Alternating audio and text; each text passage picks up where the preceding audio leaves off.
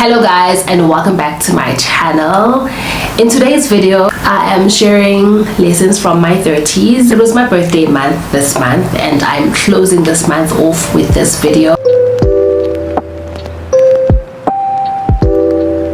It took some time to reflect and write down a whole lot of lessons that I've learned in my 30s, and I want to share those with you guys. Yeah, I'm slowly approaching my mid-30s. Oh my gosh. To find out how old I am, you're gonna have to watch this video because I am doing half my age. So I'm doing the number of points are half my age because child, I can't do my whole age because we'll be here for like an hour, and that's not my intention with this video. The first lesson that I've learned is that when you put God in first place, everything else falls into place. I have seen that whenever I'm just like, you know what, I'm going to trust God for this, or I'm not too sure about this, but I'm doing it because I know it's what God would want me to do. That's when I see pieces of the puzzle fitting so perfectly, where before it was a mess and then it just becomes fixed. I've just seen that when I know that I've prayed and I've asked if this is your will, God, and I know that whatever I'm praying for is according to his will or according to God's character and what I know his will to be or what I know his character to be based on scripture, then I know, you know what, I'll be good. That's one lesson that I've seen unfolding in my life. And lesson number 2 is that I don't need to be loud about my faith. You know, people will just see me, see my actions, and they will know, you know what, that is a child of God.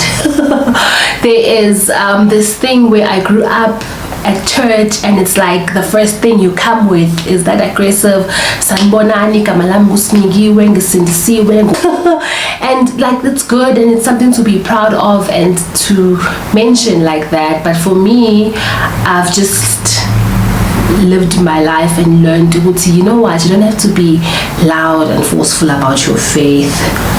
They will know them by their actions. They will see God by my actions, and that is enough. Lesson number 3 that I've learned in my 30s is that it's so important to create an environment that will allow me to thrive.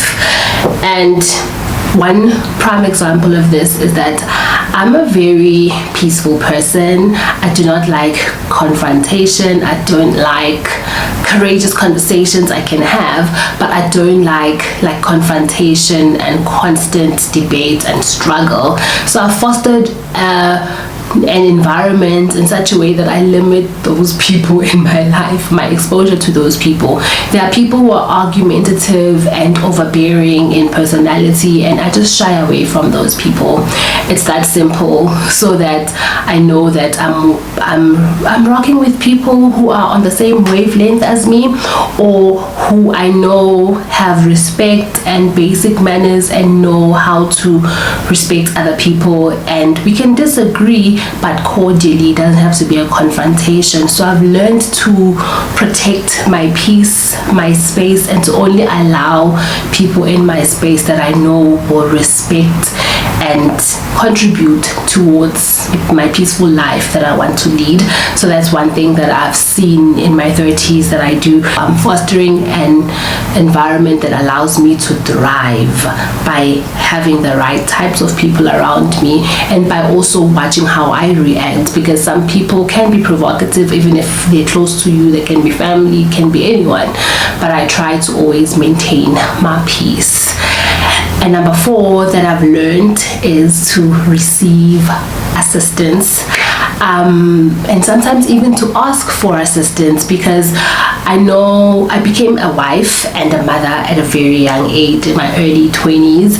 So it was just a labor of love, obviously, where you give to your family and you just, you know, you just grow into this role. I even branded myself as mom and all. I'm the superhero mom who can do all things, and I am that person. But I know that even superheroes sometimes need to put down their cape and just rest. Superman sometimes need to be kent and just, relax and not be out there saving the world. So I've learned to have my Kent moments and to receive help and ask for it. Even sometimes that's still a bit difficult, but I do receive help, like help around the house, help at work, help wherever I need it, because sometimes we're just so proud and we don't want to ask, but we're so burdened, we have so much. So I do utilize the resources and my circle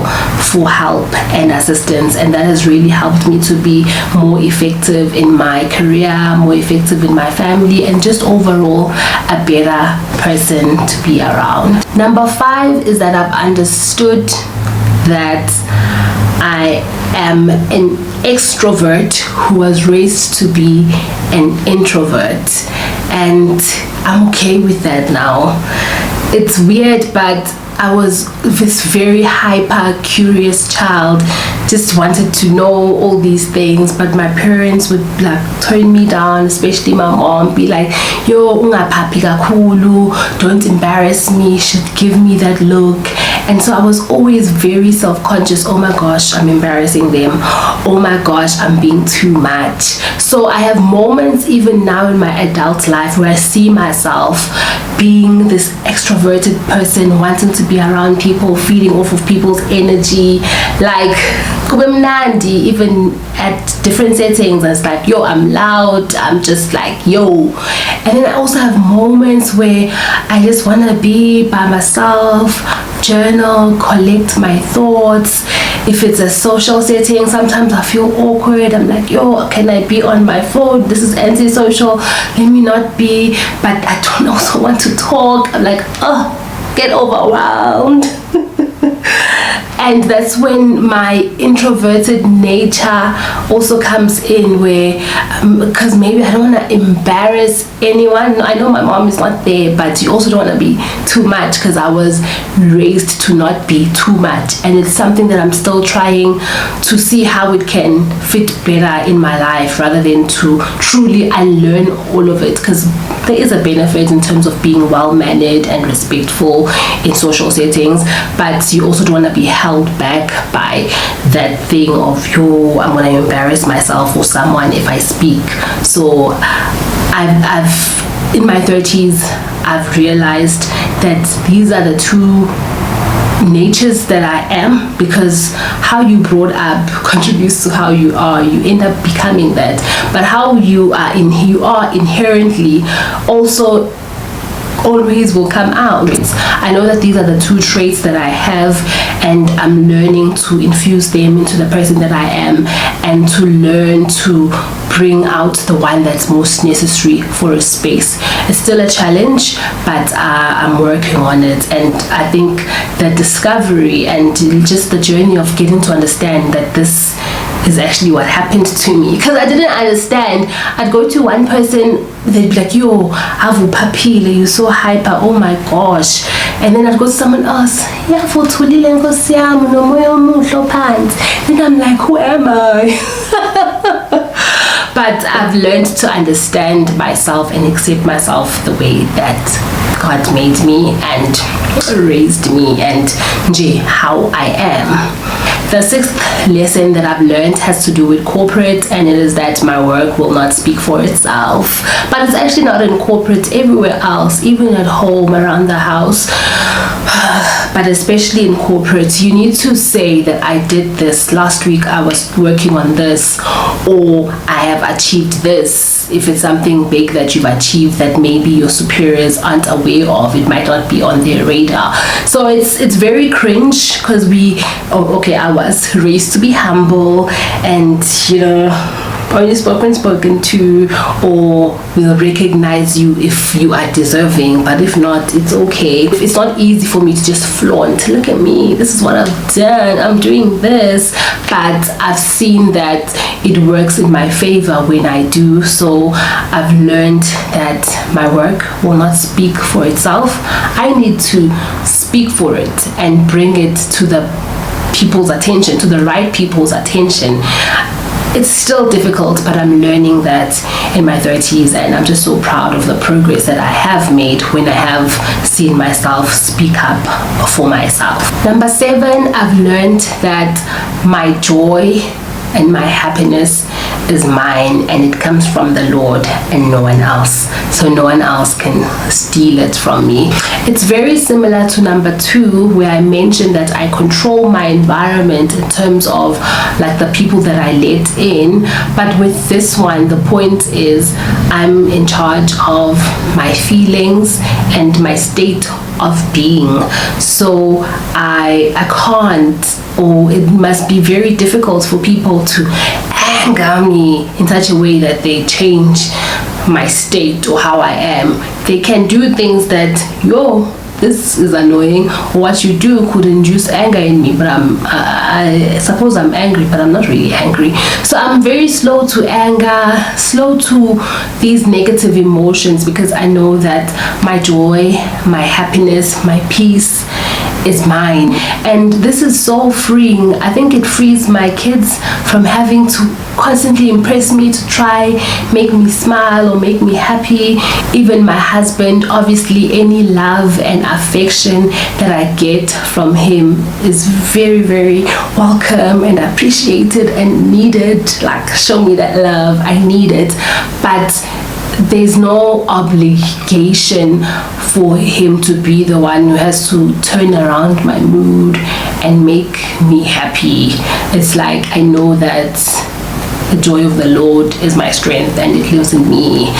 That has been something that I've been trying to learn and to foster in my 30s. Point number 8, that I've learned that everyone has their physical insecurities, some of them emotional or otherwise, and it's okay for me to have my own. I used to just be so self-conscious and not confident, like from the way that I would dress, because I don't want to show something, like I just used to be so self-conscious.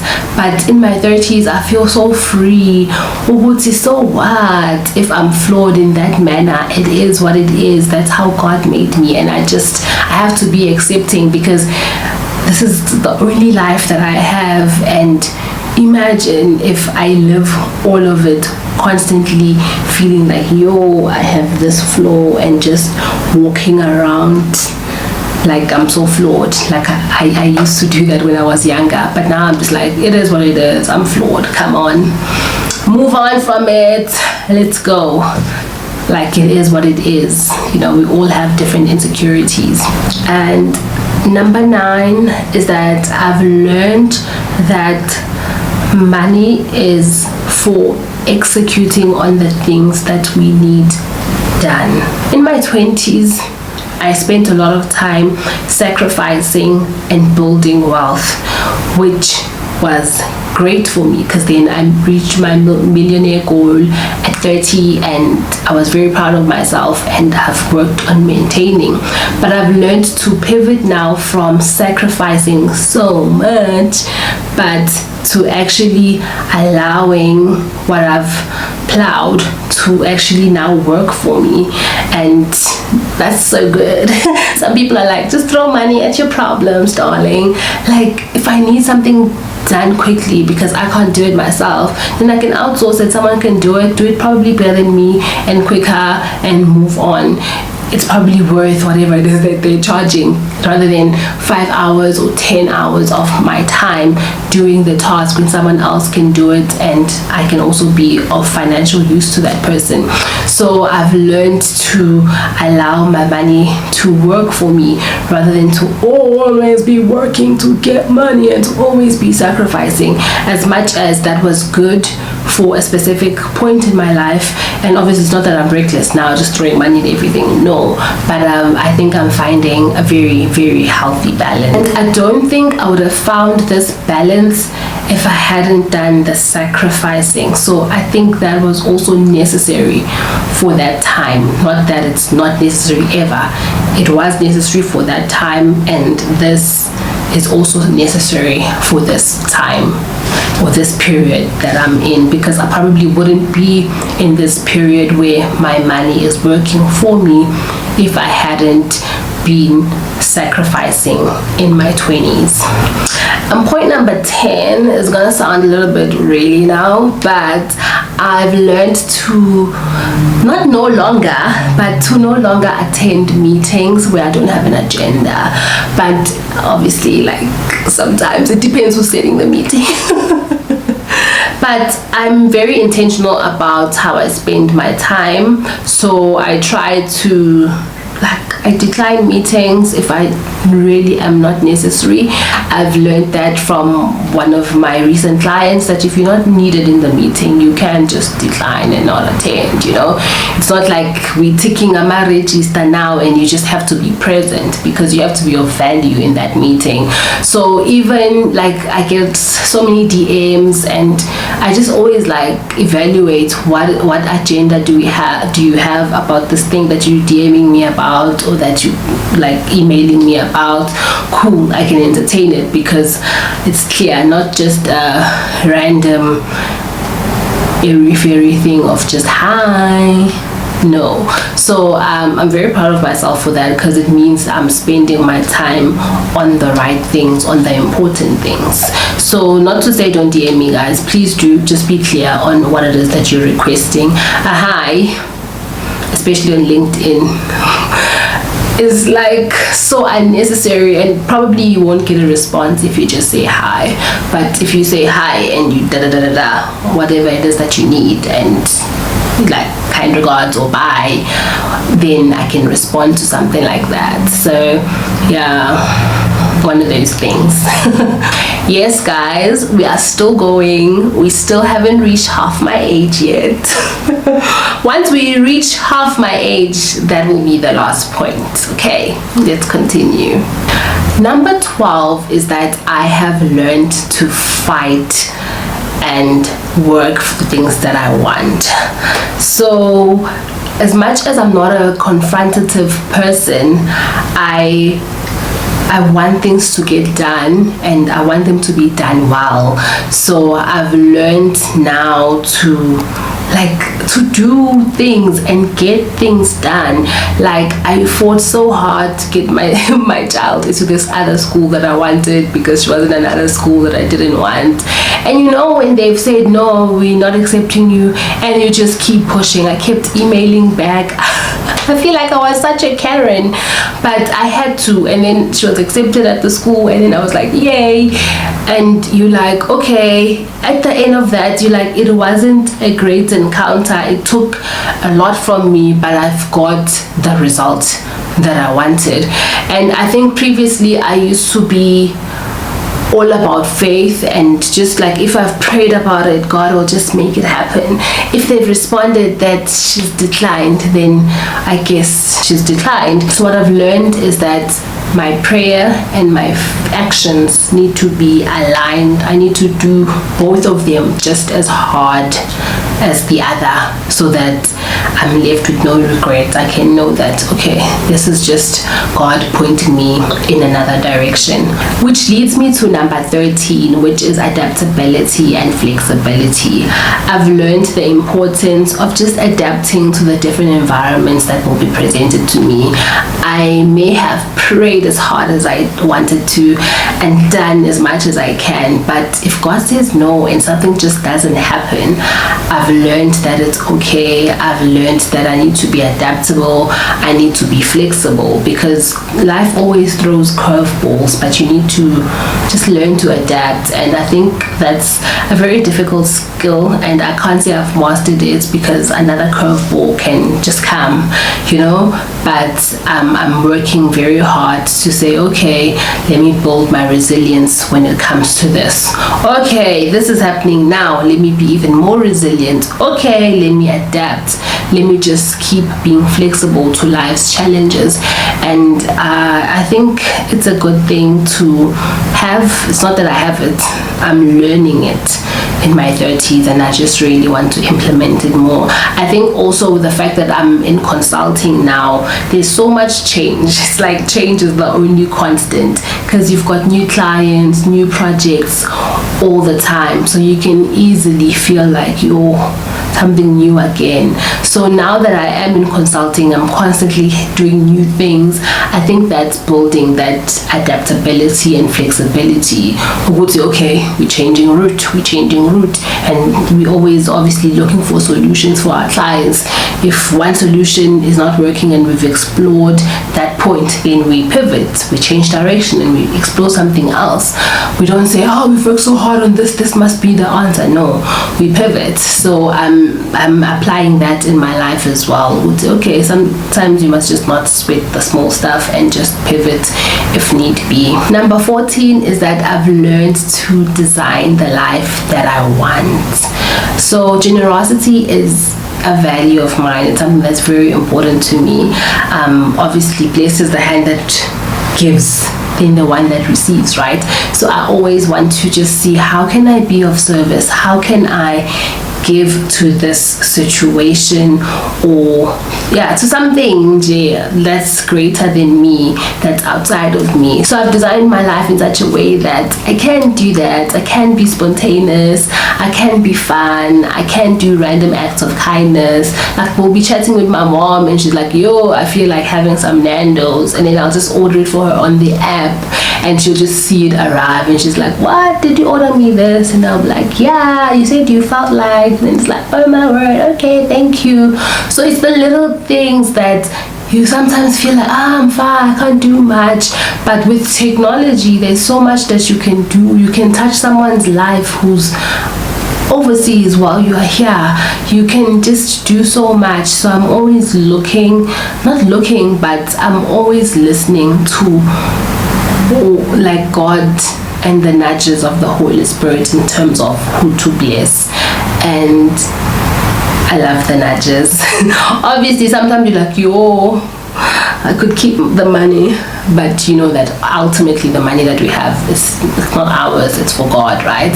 So I feel like, okay, I'm more attentive to his voice in terms of where he's pointing me or directing me to spend the resources that he has blessed me with. And it's been an amazing experience.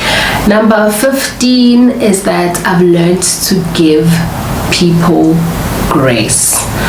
I think sometimes we expect too much from people in terms of, you must be my friend, therefore if I'm going through something, you must be there. If I'm happy, you must be there. If I'm sad, you must be there. You must just be there. And sometimes, man, some things are too much. People are busy, I'm busy. There's probably instances where I'm not there for the people who love and need me. So I'm learning to give people grace and to know that no one person can be everything to you. For example, my girlfriends can be there for me when I want to whine and just complain about how terrible things are, whereas my husband will probably be there for solutioning, because, like, you know, guys like to solve things. They're not really there for the whining. They're just like, why don't you do 1, 2, 3? Obviously, if you do this thing of yours will be sorted. Fine, I'll come to him, but I first need my girls to whine to, so that they can understand how difficult or how hectic the situation is. Then I can go to him for a solution as well. So it's just learning that people play different roles, because you can't also just whine forever. You need a solution, and you can't only just always be solution oriented. Sometimes you just need to get it out of your chest, cry about it if you must. So I've learned to give people grace and not to expect everyone to be everything, because it's really unfair. Everyone will have a different role that they play. Sometimes it's just to make you laugh and that's okay. That's still an important aspect of life. So yeah, I'm giving people grace for the roles that they play in my life. Number 16 is that my best is good enough. I think I just sometimes used to put so much pressure on myself. I would say, oh my gosh, and then I'm like, I'm working hard, but now I just understand that my best is good enough, because that's all that I have. Anything more than that, it's what needs my soul now. I can't. So my best is good enough. This point is number 16 and a half to complete my age. Some people are just vile or not good people. I don't want to expand on this, but some people are not good people, and I must just live with that. Thank you guys so much. I hope you learned something from these lessons. And yes, I had an amazing birthday.